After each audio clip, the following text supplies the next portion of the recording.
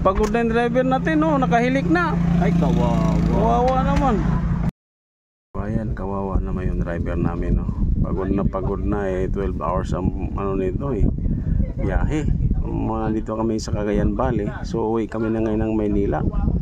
So 12 plus 6, 17 hours, 18 hours ang biyahe. Tuloy-tuloy.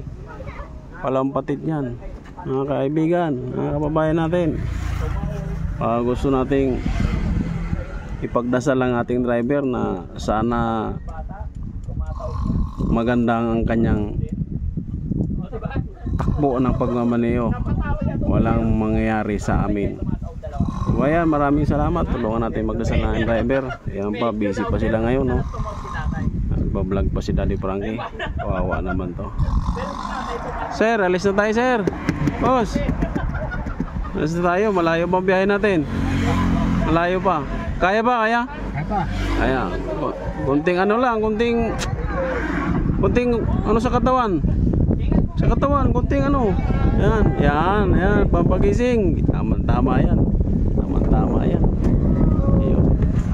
Ayun. Pagod na yung driver natin, oh, nakahilik na. Ay, kawawa. Kawawa naman. Oh.